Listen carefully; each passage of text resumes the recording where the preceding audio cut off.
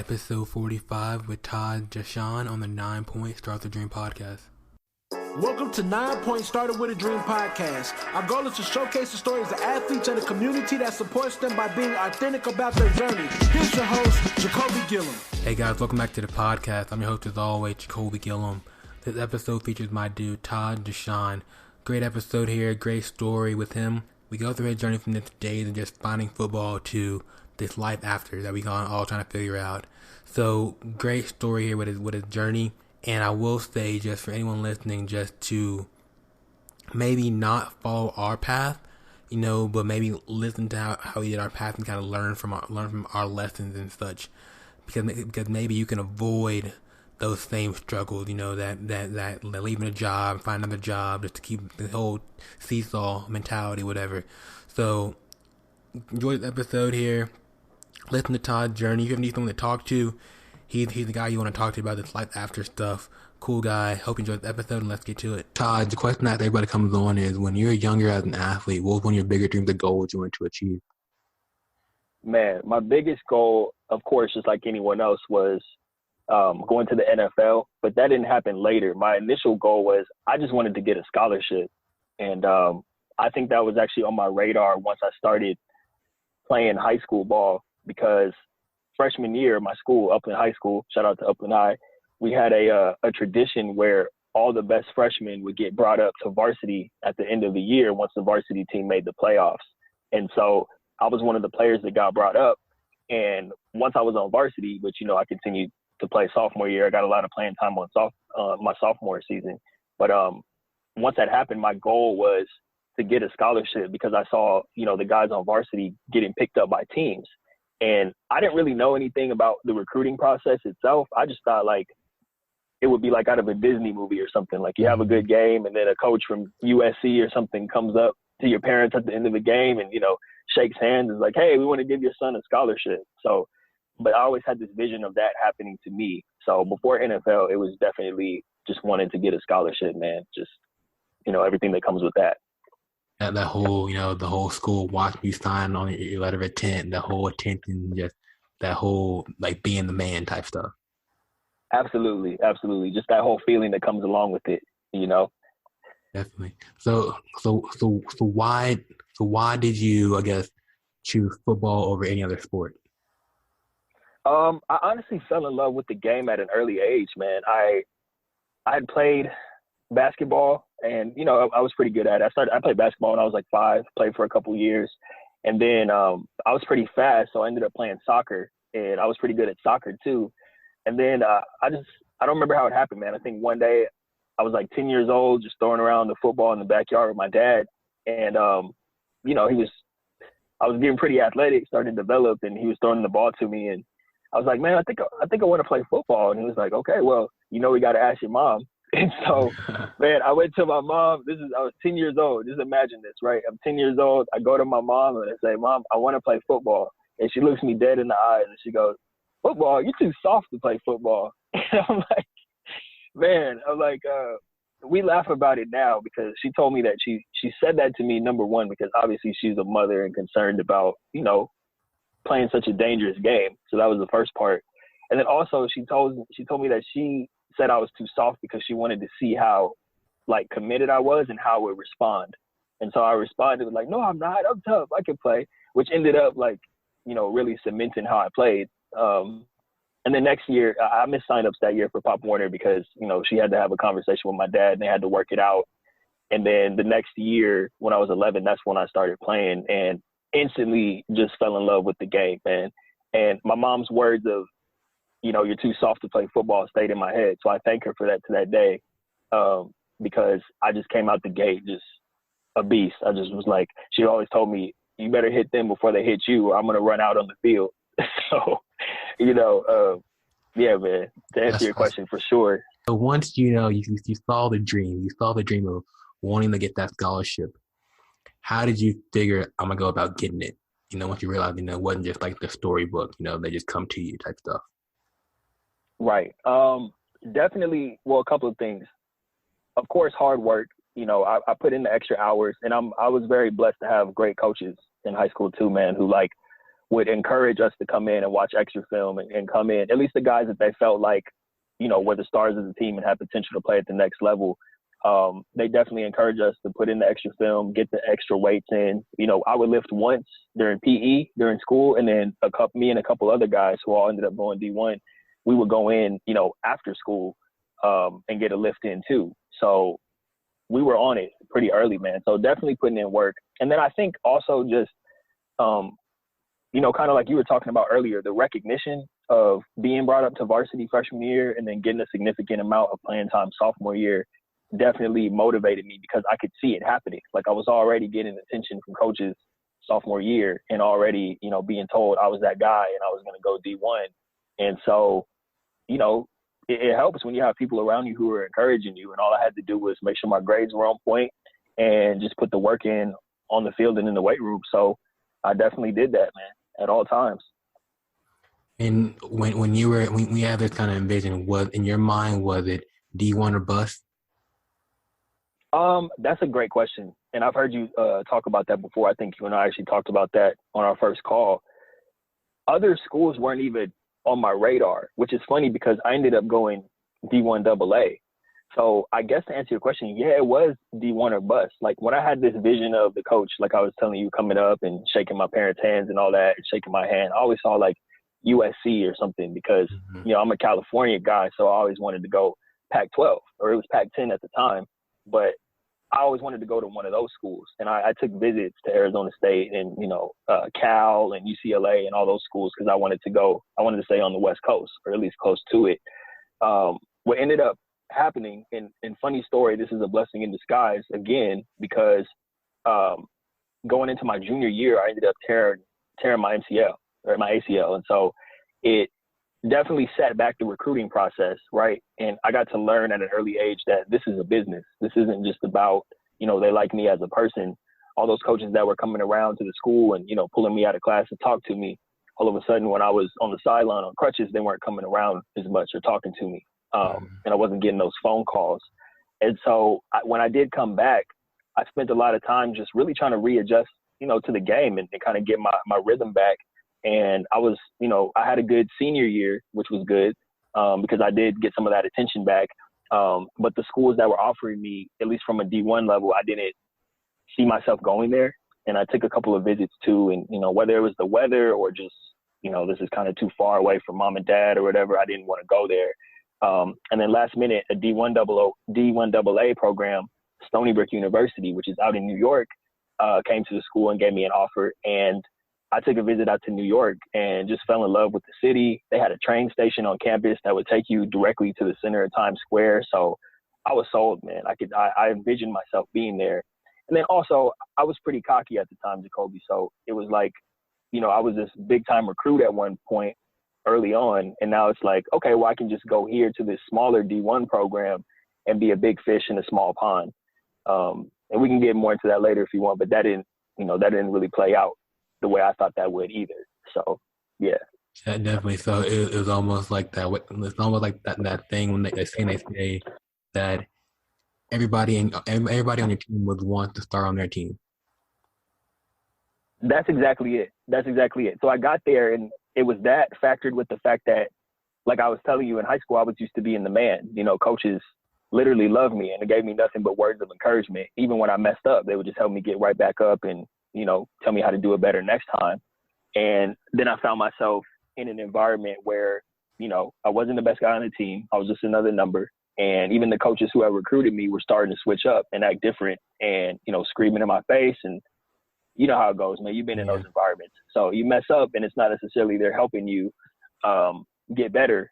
They're just kind of yelling at you or telling you to get off the field. And honestly, at 18, man, especially coming from the bubble that I lived in of being that guy, I was not equipped to deal with it. So I honestly kind of shut down emotionally, which of course affected my performance.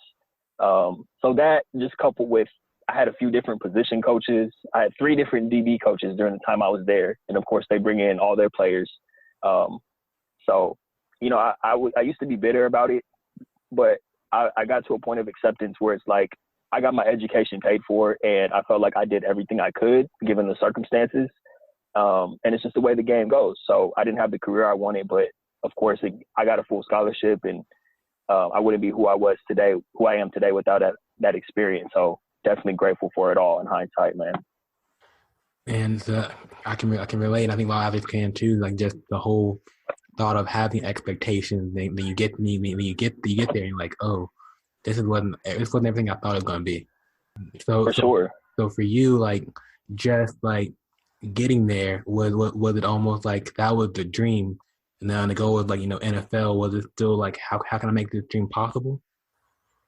For me, it became very clear, especially as my career went on. I was one of the special teams guys. I did get in. I was one of the guys who went in when we were up by 30 points.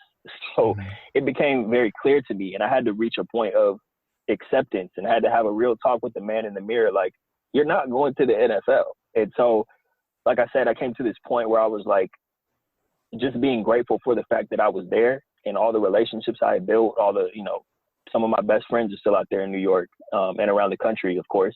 And being grateful for the fact that I had my education paid for. So once I reached that point of peace with where I was and got over the embarrassment, I guess you could say, of not, being a starter, not having the great career that I saw for myself, I was actually good. The real problem came for me after I graduated, because after I reached that point of acceptance, it's like, well, I have a bachelor's degree and I'll just be set for life. Like, I had never seen anybody in my family or anyone close to me get a scholarship, go to school, and then come out the other side of it. So I didn't know what that was supposed to look like.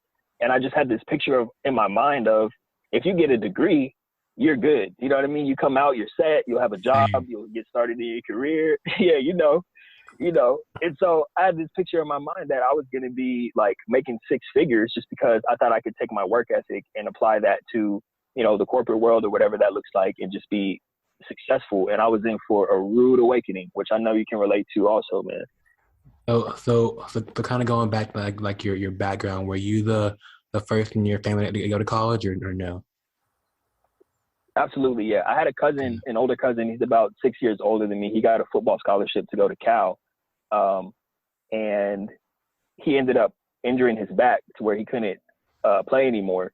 They honored his scholarship, which is great, of course, but he couldn't play. So, and then by the time he was graduating and coming out, I was heading off to college. So we kind of lost touch. So I had never actually seen it. I had never actually seen what it was supposed to look like. And that's why I had those kind of false assumptions of what it would look like. I thought just having a degree would make you set for life. So definitely, man, I definitely struggled when I came home too, which I know is something you can relate to also, in terms of you get somewhere and because you're an athlete, you apply that athletic mindset to it and throw everything you have at it, and you want to be the best there. And then you get good at it, but then you get burned out because it's like, what am I really working for? I don't even really want to be here. I don't see myself on this path. And that led to a lot of struggles to me during my transition, which is ultimately I'm thankful for it, because I wouldn't be able to help people through their transitions had I not gone through it myself. So, yeah, I know you can relate to that also. No, I think a lot of athletes can, man. Like, because it's the reality that we all kind of think, we go to school and get school paid for, and you get a job out of college. That's when you're like the first man to do it. You don't really know what to expect afterwards. You think it's just degree gets you paper, gets you that job. So for you, like just looking back on that whole high school to college journey, if you could give any word of advice to an athlete that would like, or like your younger self, what would you say to yourself?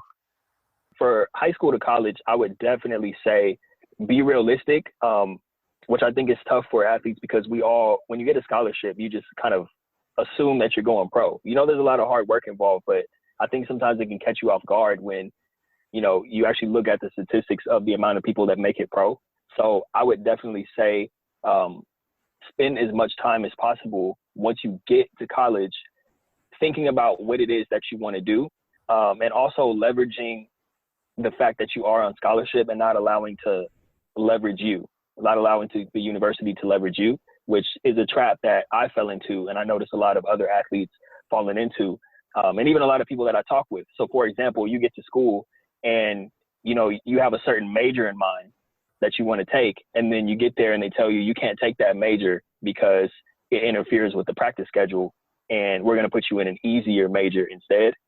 So that's something I would definitely advise to look out for, because it happens way too often. And there are certain exceptions where you see players who do show up late to class or late to practice because they are in the major they wanted to take, and they stood up for themselves and said, wait, I'm going to be late for class, but at the end of the day, I'm here for my education too.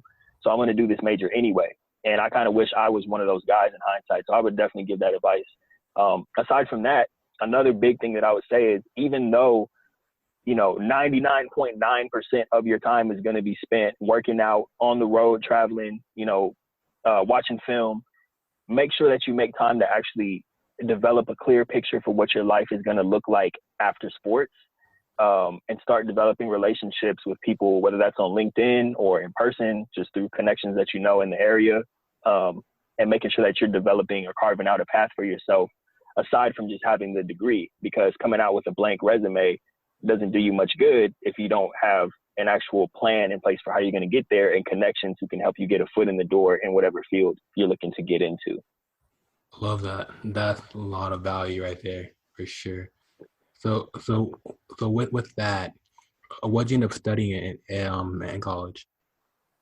So I got a communications degree. I wanted to, and this goes back to not really knowing what I wanted to do, Jacoby. Honestly, man, I had this idea that I wanted to get a business degree because I just wanted to be in business.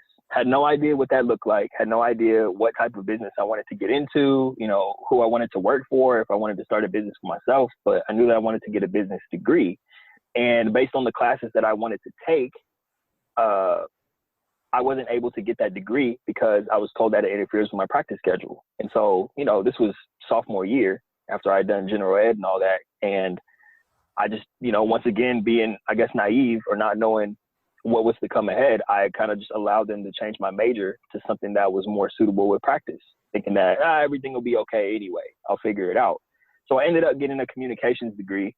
That didn't really do me any good. I came out of college and I wanted to use that communications degree to work in the music industry, really because I didn't want a 9-to-5 job. I didn't want to work in an office. So I was like, all right, I'm going to be in the music industry and be like a publicist or something. Because at nighttime I was making beats, and you know how it is, man. Yeah. Especially as young black men, and I hate to bring the race into it, but it's true, because we only think that we can, do sports or right. So I'm like, okay, well, football is done for me. Now I'm going to be an artist. I'm going to be a producer. And there's nothing wrong with that, but I had to come to grips with the fact that it was something that was more of a hobby for me, rather than something that I really wanted to dedicate the rest of my life to, and actually struggle and, couch surf and do all that type of stuff to be able to make it happen. So, and then I was kidding myself by working in the music industry because, I was like trying to be a publicist, but I really wanted to make music. So I was like, this is kind of pointless. And then eventually with that communications degree, my shift just became on getting a job so I could pay the bills, so I could have some money, so I can get out of my mom and dad's house. And that's really where the struggle began, because it's like, okay, no more football. I'm not going to be a producer. Now I have to, get a big boy job, so to speak, but I don't really know what I want to do. I'm just applying to any and everything that I see on Indeed so I can get some money, which you and I both know is the wrong approach. But you and I also both learned that, the hard way, that that's not the way to go about what you want to do. So, yeah. Because out there, everyone's just like the sales job saying, we want athlete-minded people to come apply for our job. I'm like, okay, I'm an athlete and I'm going to go apply for this sales job. I'm like, wait, I don't want to do this. Right, man. So, I remember the first conversation. Sorry, go ahead. No, go ahead. Go. I was just going to say, the first conversation that you and I had, I think this was a couple months ago, we were talking about that, how I don't want to use the word prey. That almost sounds evil, but these companies do kind of prey on athletes by trying to reel them in with competitive minded. But you were saying on the phone when we were talking about that, it's like, what is your passion, outside of sales? Because that's an easy route to go. Like, yeah, you're thinking you can go in there and make some easy money, but it's like, do you want something easy or do you want something real? That's what you said on the call. And I'll never forget those words you said to me, because that's what it comes down to, man. It's like, and I even wrote an article about this, and this is something that I always talk about when I'm working with former athletes is, it's a great environment to go in and compete, you know, with your coworkers and also competing with yourself. But really stop to think about, what are you competing for? And a lot of people will say, well, man, I'm just trying to, you know, get a bunch of commission and make a whole bunch of money. And there's nothing wrong with that. That's great. But then the question with that becomes, well, what do you want to do with that money? Is it so you can go buy the latest Jordan, so you can get a new car, so you can go out to the club every weekend and, you know, buy bottles and do all that? Or do you have a plan with that money? And is that the best way to be able to get the amount of money that you're aiming for, is by signing up for a sales job? Or do you have other talents and skills that you possess, or things that you're actually interested in that you can pursue? Even if you don't see the money at first, are there other things that you can look into that are going to help you get the money in the long run and help you live a fulfilling life and help you make the type of impact that you want to make? So, love that, yeah, man. Because it's like we all have our own talents, right? And I feel like sometimes when it comes to sports, we get so caught up in that identity of being the athlete that we don't venture out to see who is Todd without the game, who is Cole without the game, who is actually without the game. And then you're like, once it's gone, you're like, crap. I'm kind of like I said earlier, like, you know, it's like you said it was from ashes to, what would you say it was? Oh, he said if I had to come up with a book title for my journey, I would say Rising from the Ashes, because I literally felt like life kind of toasted me a little bit, man. I got burned a little bit and had to really bounce back and rise up and figure out how I wanted to rise up and what I wanted life to look like. And another thing I always talk about, I probably told you this before, is asking the question of, you know, not who are you now, but who do you want to become? Because that changes everything. I think we all have a tendency, you and I went through it, of being like, man, you're like, no more track. I'm like, no more football. So it's like, who am I now? Like, rather than asking, who do you want to become? And that changes your whole perspective, because if you can think about who you want to become, like, it allows you to be creative and also get excited about pursuing something that's meaningful to you, and not for selfish reasons, but, you know, who do you want to become means, like, how do you want to be remembered? You know, and how do you want to make your mark on the world, like you left your mark when you were wearing the jersey? So, yeah, man, this is important stuff. So when you ask yourself, who do you want to become, what'd you say? Yeah, so I want to become the type of person who, I look at it as, I've basically gone back in time to be the person that I needed when I was going through my transition, which is why I wake up every day and do what I do. And I know that's the same for you. Like, you wouldn't have put all this work in without seeing the reward from it until years later, if you didn't know that you were doing this for something that was bigger than yourself because of the impact you could have.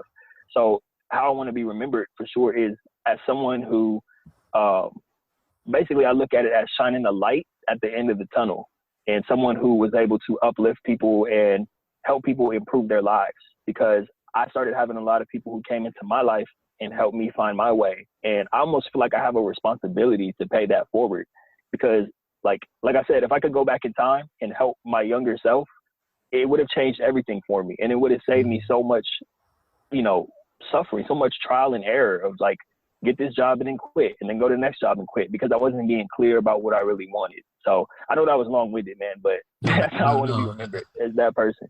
I'm curious, how many jobs have you had since you graduated?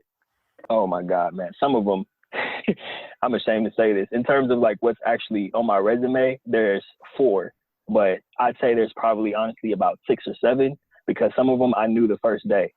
You know, I knew the first day I would get there and be like, nope, this is not it. I wouldn't even show up the next day.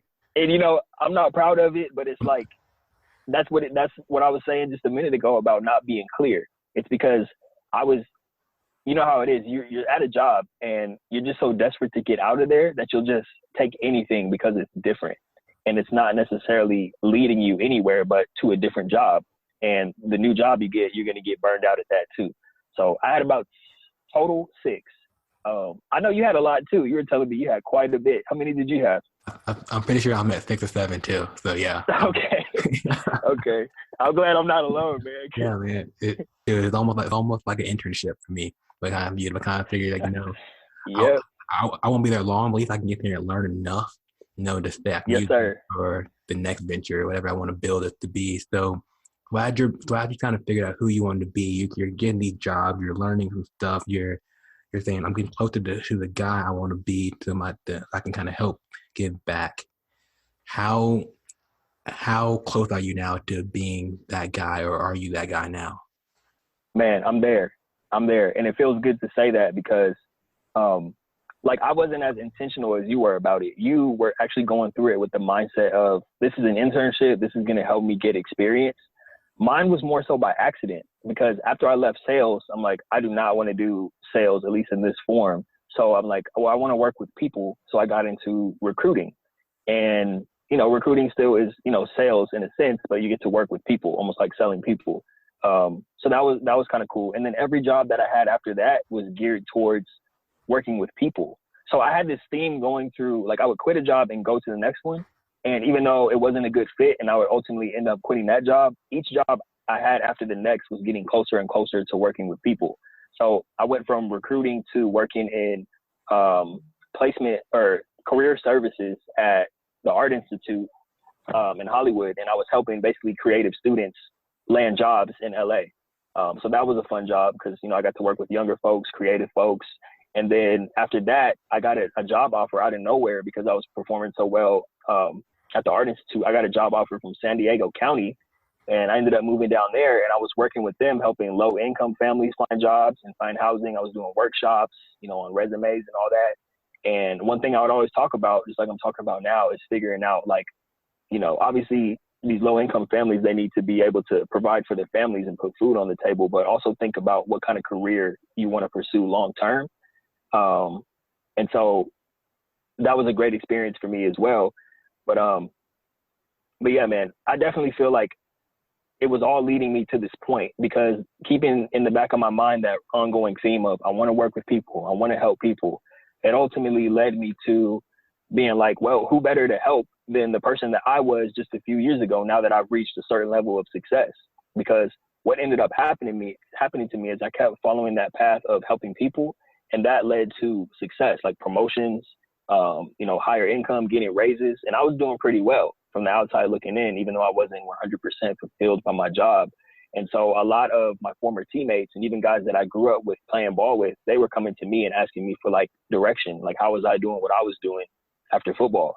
And so I started working with these guys and helping these guys. And then that's when the light bulb went off. I was like, oh, this is what I'm really supposed to be doing. So for sure, man, I feel like I'm there. And especially being on the phone with you, like the fact that you and I connected a while ago is even more confirmation that I'm there. We're both there, man. We found our way. Definitely. I think it's I look at it just like a journey, and it's, it's almost like how you go through little league, the junior high, the high school, the college. It's just like it's almost like that progression of your game just through each phase. Exactly. And the exciting part, Jacoby, is that we're just getting started, man. Like, yeah. I know, like, you've been at this a couple of years. You've been at this a little bit longer than me, but we're at a point where it's like, this is, we found our way and we've become the person that we want to be. And we're becoming that person every day. But now that we have such a clear vision for who we're helping, why we're doing it, and what that means for us and what we need to do to make that happen, it's exciting to look 5, 10, 15, 20 years down the road at what this could turn into, especially as, the conversation around life after sports starts to open up and all these people are starting to, stand up and say, I want to help these athletes too. It becomes great because we're early to the game. And as time goes on, we'll be able to help so many people, because it takes a village. And I know I've said this plenty of times, but I'm really excited that me and you connected, man, because I think that what you're doing is awesome with 9 Point, obviously just showcasing the stories. And I feel like we'll be able to do a lot of great things together, man. Hey man, likewise, I appreciate it. So I think there's not enough resources yet to help athletes for the life after. Right, I agree. I think what you're doing is really helping push that envelope to make more of an emphasis to say you're more than just that sales job. You're more than just a competitive mindset. So for anyone listening right now that's an athlete, that may be kind of having that limbo lost of like, okay, crap, what is my career? What is the transition for me? What would you say to them or what would you say for them that they want to kind of get your help or where to start? Well, for my help, I would definitely, and I have a full process that I go through and it takes a few weeks because I can't just talk to somebody and be like, oh, you should do this. It takes time. And more importantly, it takes someone discovering for themselves. So I can guide someone. I'm not saying hey, you should go and do this because you have XYZ skills. It's really like we work together, we spend time. I find out more about you. I find out more about what's important to you, get clear on what the vision is for the future. And then from there, discovering for yourself what that looks like. And then, if I can't help you myself, connecting with people who can and getting you a foot in the door, or finding other people who are doing what you already want to do, usually former athletes, so they can act as mentors. But the most important thing, I think this can't be stressed enough, is to take your eyes off of the money for a second. And I know it's really cliche to talk about passion and talk about, what would you do if money was of no object? Because at the end of the day, we all need money to survive. So, but it's really coming up with a long-term plan. So if you have to take a job to get your bills paid for right now, that's perfectly fine. But don't just get stuck there. Keep your eyes up and start and really think about what your future looks like. And it's like everybody I talk to, and this was probably my case when I was, just coming out of college too. You ask somebody, where do you want to be in 5 years, 10 years? What do you see for your future? People don't know because they don't spend time thinking about it. And it's tough to do when your life is consumed by sports. But, especially when you're at a stage where you're removed from the sport, all you have is time. You know what I mean? If you're looking for a job, or you just started a job and you're not happy there, all you have is time to sit and really think about what it is that you want to do. And a lot of people will downplay themselves. They'll be like, well, I want to do this, but I don't have the skills for it. Well, why not develop the skills? If that's something that you really want to do, spend time investing in yourself to develop those skills to get it done. So yeah, I don't know if that answers your question. No, that does not, because it's a, so I guess basically what you're saying is it's a process. It's not, it isn't like, you just take a magic pill, and then you're like, you're who you need to be. You got to really put in the work and start testing your different muscles and kind of figure out what makes you click. Absolutely. Yeah. I think it takes a lot of time. And that's kind of part of the reason why I like working one-on-one. I do have plans to eventually scale and bring an online component to what I'm doing and hire other transition coaches. But, I think there are a lot of people who are going to speak to schools, and I think that work is so important and so necessary. And I think that also more needs to be done with people who are removed, athletes who are removed from the system. Because it's one thing, and you and I were talking about this on our first call, because we both had people come to our school and get up in front of the room and say, hey, you need to start thinking about life after sports. This is what you need to do. I'm going to talk to you about finances. I'm going to talk to you about identifying skills outside of sports. And that work is so important. And it was important when you and I were sitting and listening to someone talk. It's almost just like, because you're living in that bubble, it's the kind of thing where it doesn't get real until it gets real and you're actually out in the real world. And I personally believe, exactly, because you and I were those guys who didn't really listen. It's like, I hear you, but I have practice in 45 minutes. I got film. I'm trying to figure out how I can go get some chicken strips from the cafeteria or something before practice. So exactly. That's why I just kind of feel like my focus right now is working on players who are already removed from the NCAA or removed from, whatever professional team they had a career with, because that's when they need help the most. Like, they need someone to be there, be like, okay, now that you're officially done and you're thinking about how you're going to move forward, what kind of job you're going to get, let's actually figure out or help you come up with the plan that is going to help get you there, and do so in a way that is true to you, not just, this is where you're going. These are what jobs I have available for you. Which one do you want? It's like, let's figure it out. You know what I mean? Together. And that's ultimately what's going to bring the financial rewards anyway. Because you can't be good at, this, just like sports. You can't be great at anything that you're doing as a means to an end, as opposed to something that actually lights you up when you're doing it, Mm-hmm. Because at the end of the day, you'll lose that challenge, or you'll lose that motivation. Then you're just like, going through the motions. Yes, sir. Going through the motion, man. That's it. That's the same reason you and I would get somewhere, and more so me, because you were doing it with the intention of getting experience. I was doing it like, okay, I'm just running from the last job. Now I'm in this job. Now I'm good at it 6 months in, and now I'm burned out and I don't want to do it anymore because, it's not meaningful to me. So now I'm just going through the motions, like you said. Oh, man. And that's not a good place to be. I do it so much now. I think about it just like workout stuff. Like recently I was doing the CrossFit Games Open stuff. And for like last 5 weeks, I was like, yeah, I'm in it. I was going for it. Now it's over. I'm like, that was cool. What's the next challenge? You know? Right. And I feel like as athletes, we get so caught up in what's the next challenge? What can I learn? What can I get good at? And once you get at it, you're like, well, that was cool. What's next can we do? Exactly. And that's a great, I mean, that definitely serves us. It served us on the field or, you know, on the track or on the court. It served us then, and it also serves us now. It's just that when you don't have clarity about where you're going. So like for you, for example, with the CrossFit Games, it's like you're thinking what's next. And that's great because you already handled that challenge. But in terms of your life's purpose, you're already on that purpose. So what that does, instead of being like, okay, what's next? You know, you're able to be like, what's next with clarity? Like, what's next towards my end goal, which is serving athletes, which is everything you're doing with 9 Point. You're able to say, what's next with 9 Point? You know, what's next with Jacoby and this mission that I'm on? Not like, what's next? You know, this job sucks. What's next with that? And that's an important distinction because, like, I'm a firm believer that if you put a blueprint, like a playbook, so to speak, in front of any athlete and say, hey, this is what you're supposed to do, like, we're unstoppable. You know, no matter what the end goal is, we're going to reach it. And it's just a matter of having clarity around what that playbook is for you. What's your blueprint going to be?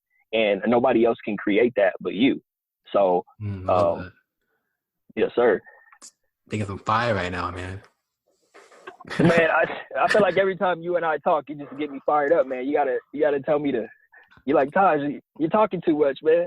No, this is good because I think it's this conversation that it needed more. You know, it's one of those conversations that should be an open more because everyone's going through it. Whether it doesn't matter if you were D1, D2, NAIA, D3, JUCO, you're going through the process because you were so wrapped up in your identity of the athlete. Even pro guys, you know, it's like, so I think what you're doing is really going to really impact so many athletes once you keep developing and once you keep growing this thing because it's needed so much. So props to you for what you're doing.